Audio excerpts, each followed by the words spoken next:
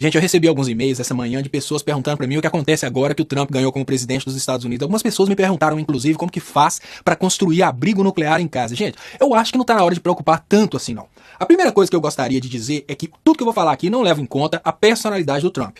Eu não quero nem saber se o cara é racista, sexista, machista, etc e tal. Isso não me interessa porque eu vou falar de geopolítica, nós somos brasileiros e eu quero falar como a vitória desse cara vai influenciar na economia brasileira e na situação político-social do Brasil. Então vamos lá.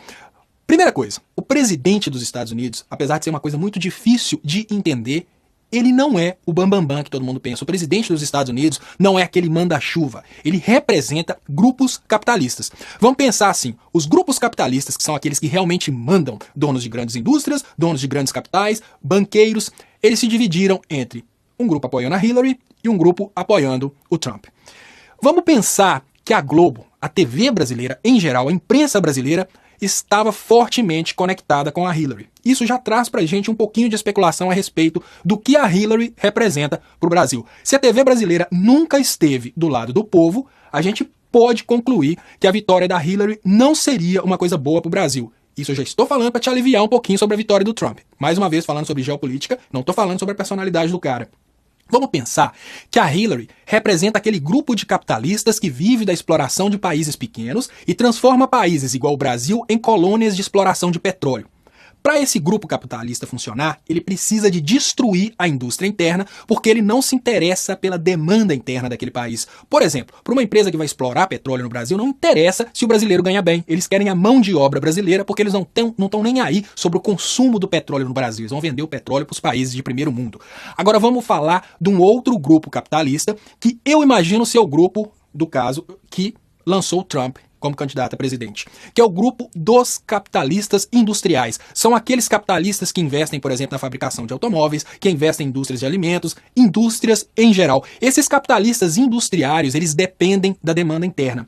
Se uma empresa, por exemplo, vende num país onde não tem dinheiro, ela quebra. Então a gente pode imaginar que os capitalistas industriários, que eu imagino ser a turma do Trump, eles precisam da economia de um país indo bem para eles venderem naquele país. Por exemplo, para vender no Brasil, as indústrias de automóveis precisam que a economia brasileira vá bem, senão o brasileiro não compra carro.